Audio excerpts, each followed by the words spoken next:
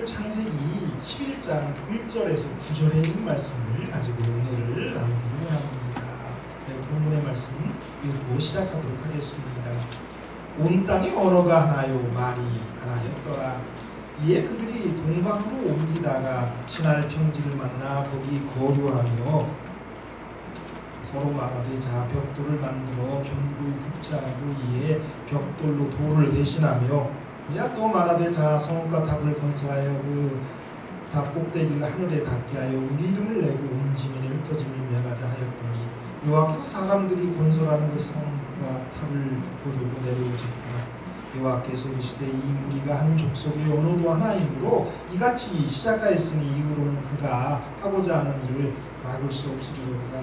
자 우리가 내려가서 거기서 그들의 언어를 혼잡케 하여 그들이 서로 알아듣지 못하게 하자 하시고 여호와께서 거기서 그들을 온 지면에 흩으셨으므로 그들이 그 도시를 건설하기를 그쳤더라. 그러므로 그 이름을 바벨이라 하니 이는 여호와께서 거기서 온 땅의 언어를 혼잡하게 하셨음이니라. 여호와께서 거기서 그들을 온 지면에 흩으셨더라. 아멘.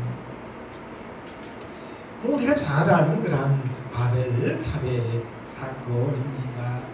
그런데 이렇게 이 하나님의 말씀이 그냥 되는 대로 기록되는 것이 아니라 문학적으로 이렇게 기록되어 있는 겁니다. 그러니까 이 창세기를 우리 모세가 기록했는데 이 모세가 기록할 때에 그 이후에 학자들이 편집하면서 좀 더 묘미를 이렇게 발휘했을지도 모르죠. 그러나 하여튼 이런 말씀이 어떤 묘미가 있습니다. 어떤 것이냐면 이런 것이 있는데요. 교차 구조로 오늘의 본문이 기록되어 있습니다. 그래서 1절과 9절에 온 땅의 한 언어, 그 다음에 이제 더 이상 온 땅이 한 언어가 아니었다라는 이야기가 처음과 끝에 이어지고요. 이 두 번째, 사람들이 거기에 함께 거주했다라고 하는 부분이 사람들이 거기서로부터 흩어졌다라고 하는 것과 이렇게 교차되고요. 서로 말하되 자 우리 하나님께서 서로 알아듣지 못하게 하자 하시는 거고요. 서로 말하되 뭐라고 말하면 자 우리가 벽돌을 만들자. 자 우리가 혼잡하게 하자. 한 성읍과 탑, 그 성읍과 그 탑, 그리고 여호와께서 내려오셨다. 이런 식으로 해서 어떤 요 짧은 구절이지만은 이 전반부는 사람이 말하는 것이 기록되어 있고요. 이 뒷부분은 하나님이 말씀하시고 일하시는 것이 기록되어 있는데 결정적으로 그 가운데 우리 하나님께서 내려오시는 장면으로 오늘의 말씀이 기록되어 있는 것을 보게 됩니다. 그러니까 문학적으로도 이런 말씀이 한 단락이지만 엄청난 그런 기교와 또 의미를 부여하고 있는 것이죠. 그 모든 일에 누가 계십니까? 우리 하나님이 계시고 우리 하나님이 내려오시는 이야기로 역전이 생기는 그런 모습을 우리는 보게 됩니다. 하나님을 떠나 그 사람들이 이제 신을 땅으로 갔다라고 했습니다. 근데 이제 본문에 보면 동쪽으로 그들이 움직였다라고 말합니다. 왜 사람들이 이렇게 계속해서 동쪽으로 가냐면요. 이제 가인이 에덴의 동쪽으로 갔고요. 근데 우리 하나님이 인간과 함께 동쪽으로 나오셨어요. 그래서 그 동쪽에서 가장 멀어지려면 계속 동쪽으로 갈 때에 멀어지는 거예요. 그래서 이 동쪽으로 움직이고 있는 그런 모습은 하나님과 계속해서 더 멀어지고 있는 또 멀어지려는 인간의 모습, 죄인의 모습을 보여주고 있는 것입니다. 죄를 지은 인간은 하나님께로 돌아가기를 거부합니다. 자꾸만 하나님을 떠납니다.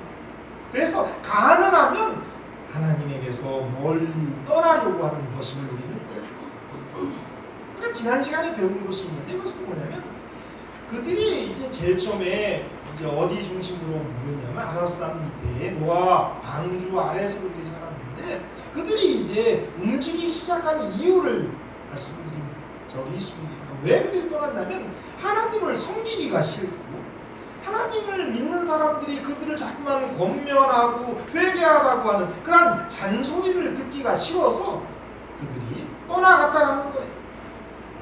오늘날에도 교회를 피하고자 하는 그런 노력들이 있습니다.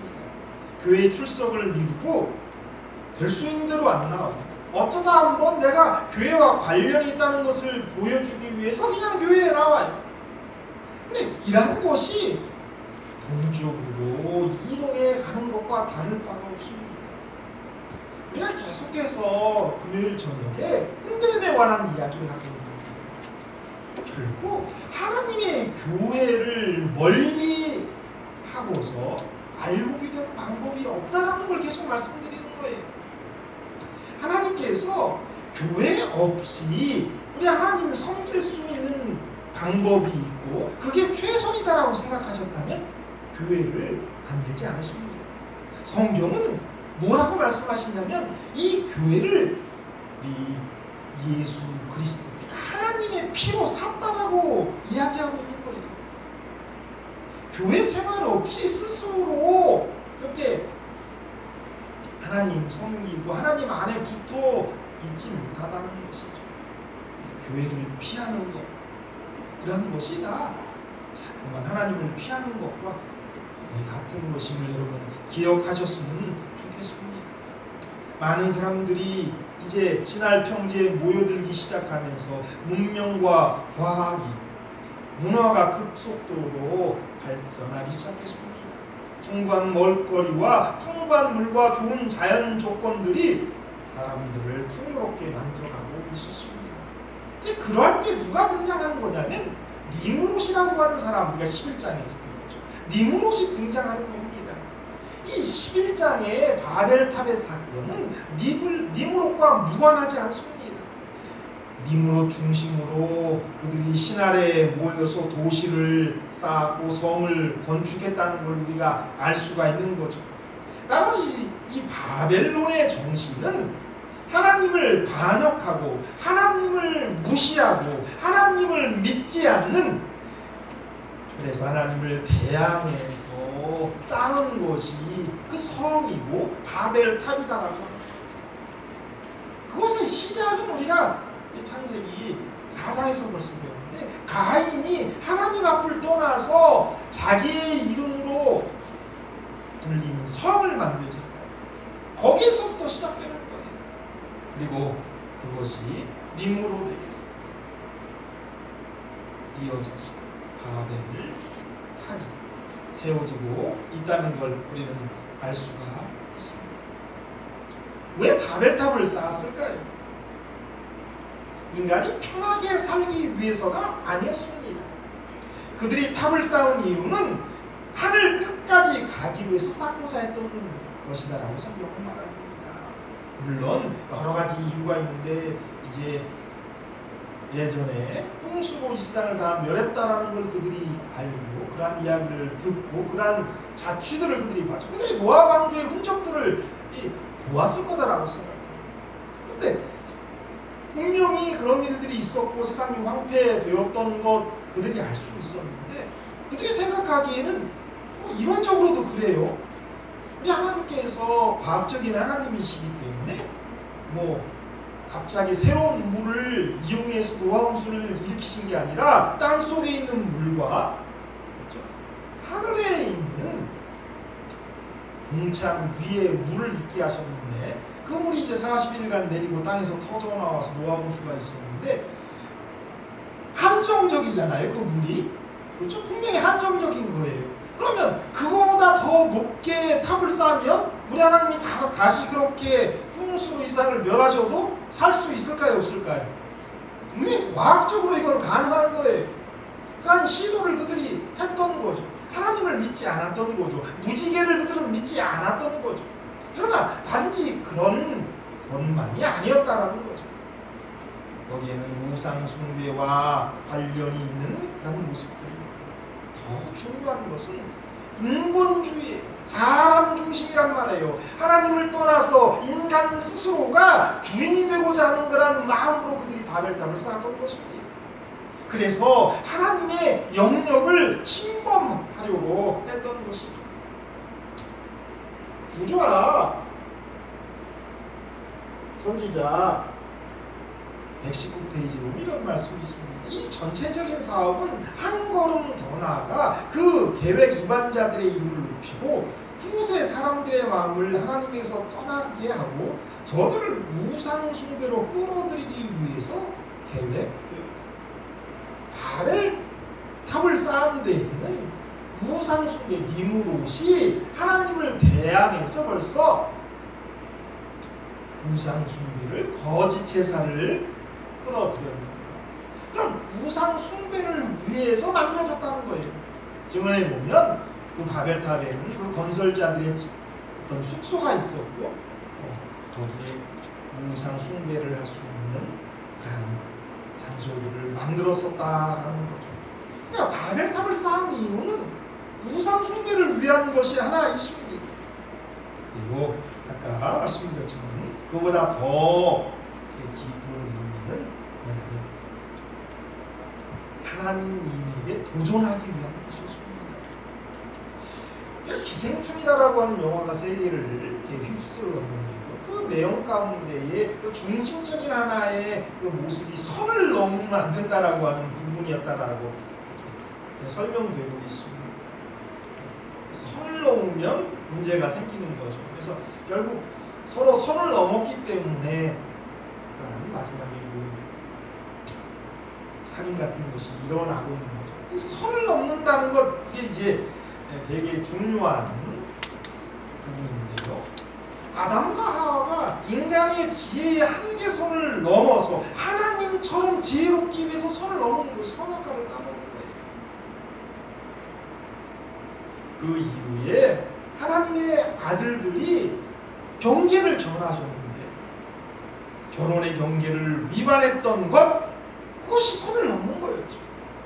또한 이 탑 건설자들도 하나님이 거하시는 곳까지 침범하고자 그러면서 그들의 이름을 높이고자 사단이 자기 보좌를 성 위에 높여서 하나님과 맞먹게 하겠다라고 하는 그러한 마음이 바로 바벨탑을 쌓은 이유다라는 것이죠. 3절에 보면 이 바벨탑의 재료가 나옵니다. 벽돌을 만들어 견고히 굽자 이에 벽돌로 돌을 대신하며 역청으로 진흙을 대신하고 이 신화의 평지에는 돌유가 석재가 흔하지 않았습니다.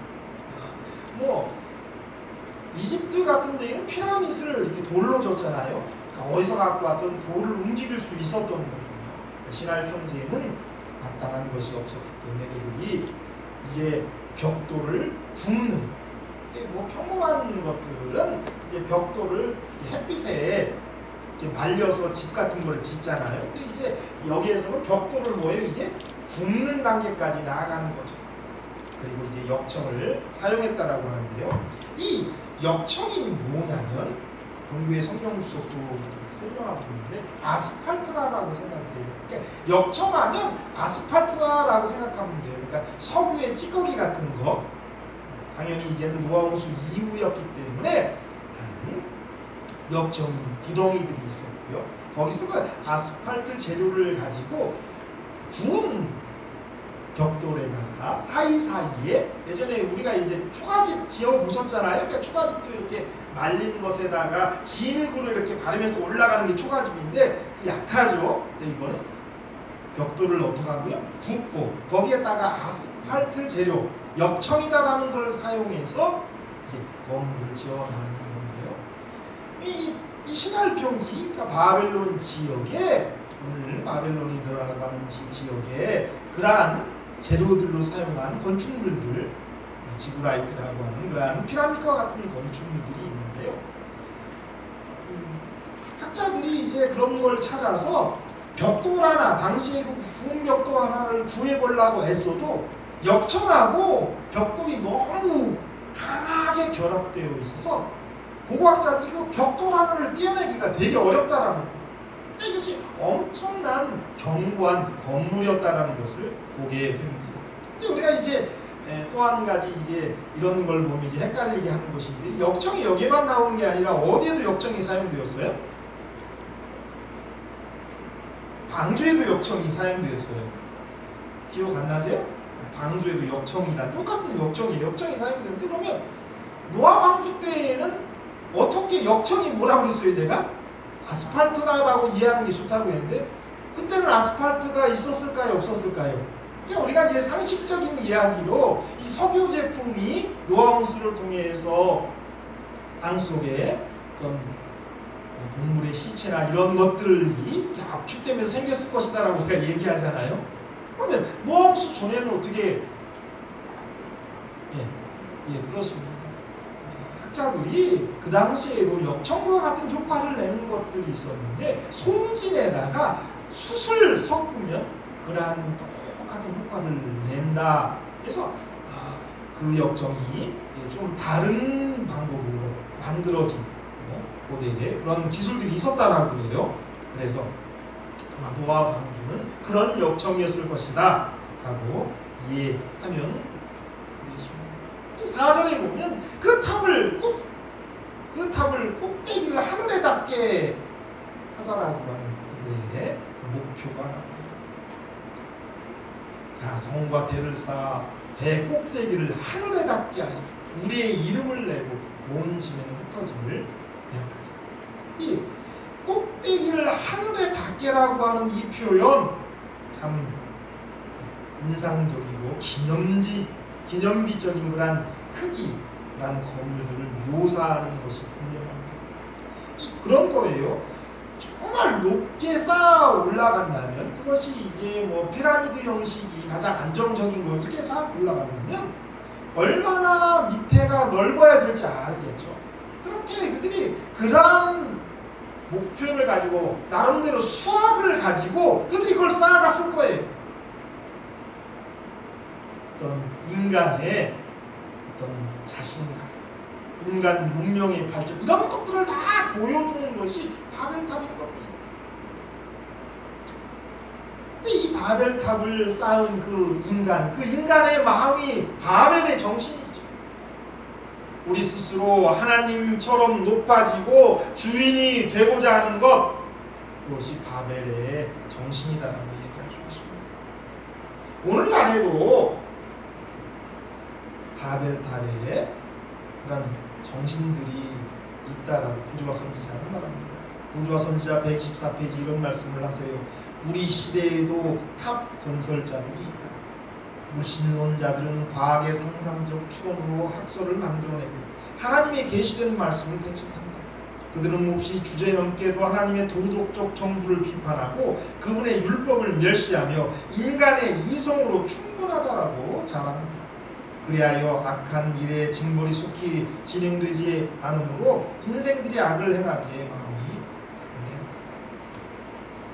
오늘날에도 탑 건설하는 사람들이 있다는 거예요. 오늘날에도 그렇게 바벨의 정신을 가지고 바벨 탑을 쌓는 사람들이 있는 거죠. 오늘날에는 이 기술이 정말 중요한 거죠. 이것이 모든 권위와 자본을 독점하고 이런 기술이 사람의 마음까지도 조종할 수 있다라고 생각을 하는 그런 세상이 되어가는 거죠. 그러나 바로 그런 것이 바벨론의 정신이다라고 이야기할 수가 있습니다.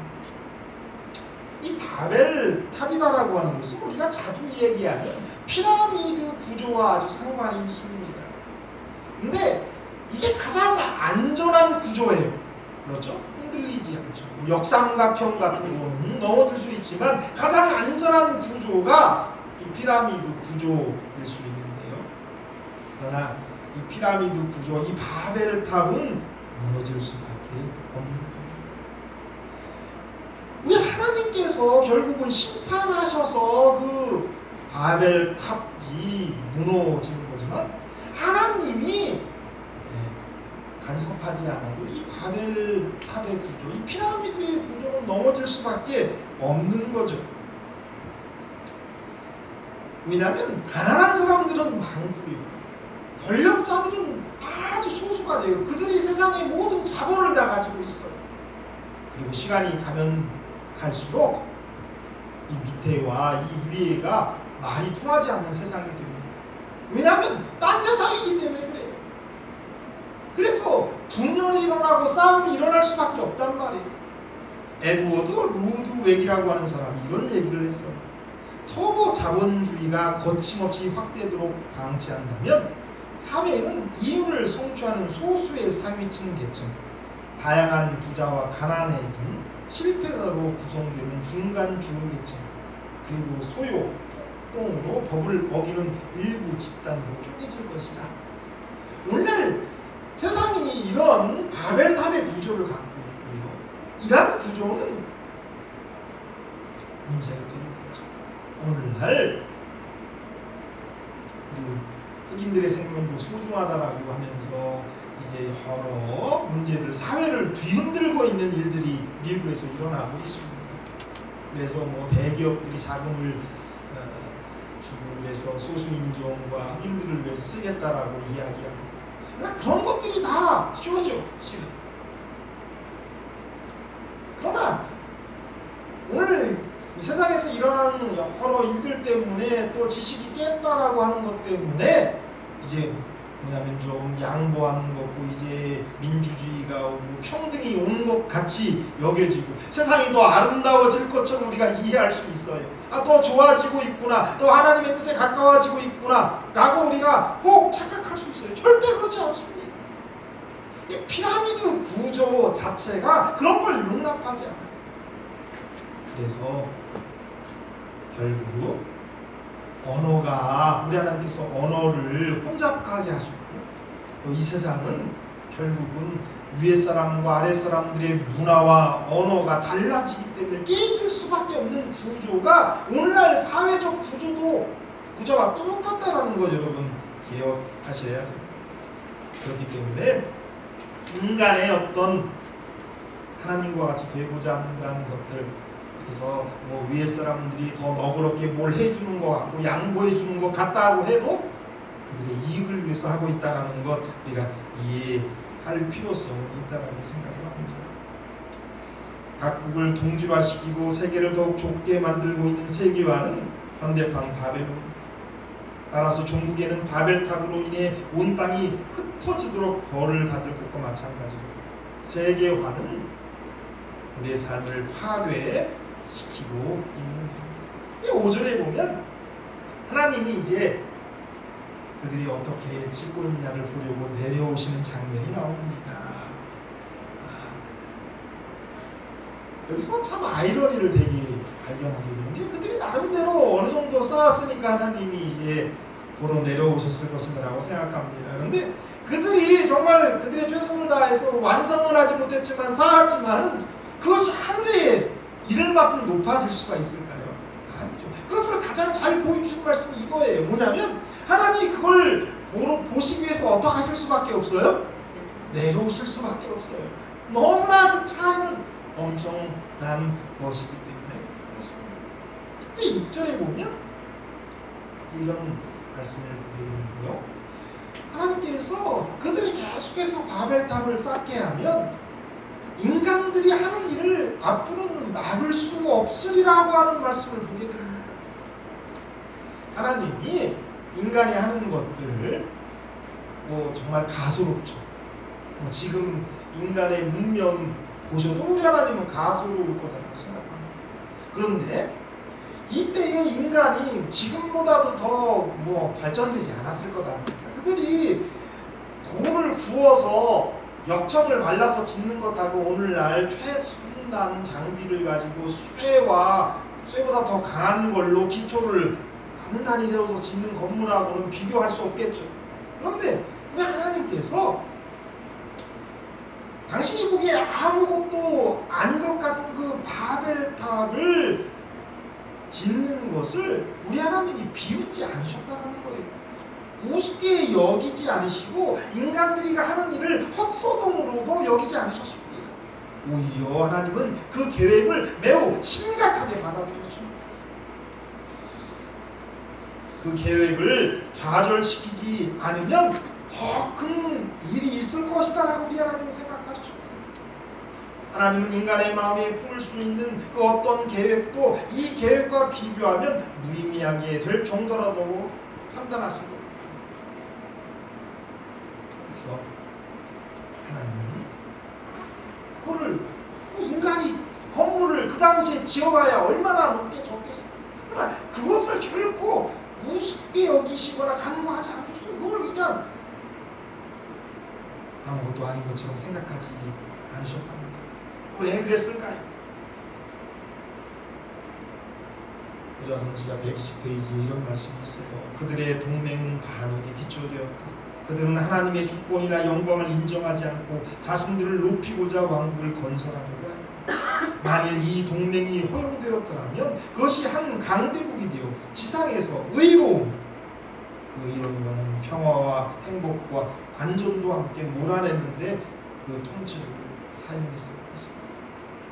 바벨탑을 짓도록 놔두고 큰 도시가 건설되는 것을 우리 하나님이 막지 않으셨다면 지상에서 의로움을 몰아낼 수 있었다는 거죠. 사단이 승리할 수 있는 모든 사람의 모든 인류의 마음을 사단이 사로잡게 할 수 있었다는 거예요. 그걸 내두셨습니다. 그래서 하나님께서 그들을 더 버리신 것입니다. 오늘날도 마찬가지죠. 거대한 도시들, 우리가 지난 시간에 무슨 말씀드렸지만 이런 거대한 도시들이 정말 블랙홀같이 모든 사람들을 빨아들이고 있어요. 죄 속으로, 사단 속으로 빨아들이는 그런 것이 이 도시의 힘이란 말이에요. 빨아들이는 거죠. 다 사단의 자식들이 만드는 거죠. 그래서 하나님께서 그러한 것을 허락하시면, 놔두시면 예수님이 태어날 수가 없는 거예요. 인간을 구원할 수가 없는 거예요. 그래서 하나님께서는 바벨탑을 무너뜨리시고 말을 헛드시는 거예요. 하나님의 뜻이 이루어지기를, 땅에 충만하도록 하는 하나님의 뜻이 이루어지기를 원하시는 것임을 보게 됩니다. 증언에 보면 하나님께서 번개를 사용하셔서 경보를 크게 하시는 부분도 나옵니다. 근데 여기서 이제 하나 더 이야기할 것은 뭐냐면 이런 부분인 것 같아요. 이 8절에 보면 그 전에는 성과 탑이었는데 결국 마지막에 나오는 것은 성이다라고 하는 부분만 나와요. 그러니까 바벨탑보다 하나님이 더 그렇게 경계하시는 것이 무엇이었다라는 걸 우리가 알 수 있어요. 성이었다라는 걸 알 수 있어요. 사람이 모여서 우리 하나님께 대항하고자 그들의 그 문명을, 문화를, 과학을 발전시켜 나아가는 것, 그것이 우리 하나님 앞에 올바르지 않다라는 것을 보여주는 것임을 보게 됩니다. 이 구절에 이제 그 언어에 혼잡을 하셨다라고 이야기하는데요. 이 원래 바벨이다라고 하는 바벨로니아 쪽의 그 어원은 뭐냐면 신들의 문이다라고 하는 그런 개념을 갖고 있어요. 그런데 히브리어는 일종의 말장난을 통해서 혼잡하니다라고 하는 바벨을 가져다 쓰고 있는 거예요. 그러니까 그들은 하늘을 신을 위한 문, 하나님과 같이 되고자 하는 그러한 노력이 우리 하나님 앞에는 그냥 혼잡한 아무것도 아니다라고 하는 것, 그런 것임을 이 구절이 우리에게 설명해 주고 계십니다. 창세기 11장까지를 원 역사다라고 그러고요. 옛날 역사고요. 이 12장이 이제 누가 등장하는 겁니까? 아브라함이 등장을 합니다. 이제 그 사이에 있는 거고요. 우리 다음 시간에는 이제 11장 10절부터 이제 셈의 족보를 통해서 아브라함까지 가는 족보들을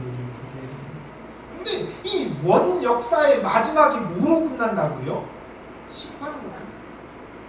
하나님께 인간이 대항하고 하나님께서 그것을 심판하는 걸로 끝나는 거예요. 하나님이 그러나 인간을 그 당시에 심판하지 않았다면 인류는 넘어서는 안 될 그런 선을 넘어서 멸절당하고 말았을 것이라는 걸 우리는 이해할 수가 있습니다. 그러니까 이 원역사가 심판으로 끝난다. 그러나 그 심판이 인간을 위한 사랑이에요. 그들을 흩으시는 것이 인간을 위한 사랑이고 구원이었다라고 하는 것을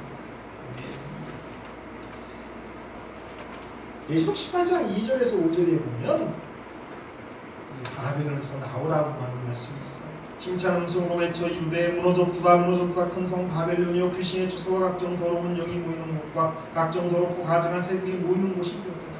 그 음행의 진노의 포도주로 말미암아 만국이 무너졌으며 또 땅의 왕들이 그와 더불어 음행하였으며 땅의 상인들도 그 사치의 세력으로 치부하였도다 하더라. 또 내가 들으니 하늘로부터 다른 음성이 나서 이르되 내 백성아 거기서 나와 그 죄에 참여하지 말고 그가 받을 재앙들을 받지 말라. 그의 죄는 하늘에 사무쳤으며 하나님은 그의 불의한 일을 기억하신다. 결국은 이 바벨탑의 역사는 바벨론으로 이어지는 거고요. 이스라엘 백성들이 이제 바벨론의 포로로 갔다가 그들이 돌아왔던 것처럼 마지막 때에 다시 한번 이 혼잡된, 혼합된 하나님이 원치 않은 바벨론에서 나와야 한다라고 하는 말씀이 이제 마지막 선악간의 싸움 가운데에서 나오는 겁니다. 바벨탑을 쌓는 인간은 하나님을 만날 수가 없습니다. 바벨탑 안에서 인간은 자신의 기술과 예술과 철학, 능력 이런 거를 믿게 됩니다.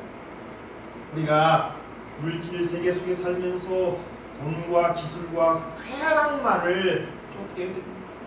근데 그 바벨탑 안에서는 바벨론 안에서는 하나님을 볼 수가 없는 거예요. 하나님을 보고 싶다면 하나님을 진정 섬기고 싶다면 나와야 한다는 거죠. 그것이 성경에 처음부터 오늘까지 이어지고 있는 말씀입니다. 우리가 하나님을 제대로 느끼지 못하고 있다면 우리가 바벨론 안에 있기 때문이다라고도 얘기할 수 있어요. 우리가 바벨탑을 쌓고 있기 때문에 하나님을 느끼지 못한다라고도 얘기할 수 있는 거예요. 오늘날은 이 바벨의 정신이 더 엄청나게 아주 혼합된 모든 것을 다 인정한 하나님 말고는 다 인정하는 세상이 되어요. 그러한 세상에서 이 바벨의 정신은 우리를 더 치명적으로 우리를 거대 도시 가운데 죄악 가운데에 있게 그 정신을 받아들이게 하면서 그리고 바벨에서 나오지 못하도록 하고 있는 것이 우리의 현실을 알게 됩니다. 이 구조화 선지자 이 바벨탑의 부분의 맨 마지막 부분에 두 성경절을 기록하고 있어요. 그 말씀을 보고 좀 말씀드립니다. 시편 33편 13절에서 14절입니다. 여호와께서 하늘에서 굽어보사 모든 인생을 살피시니 곧 그가 거하시는 곳에서 세상의 모든 거민들을 굽어 살피시니.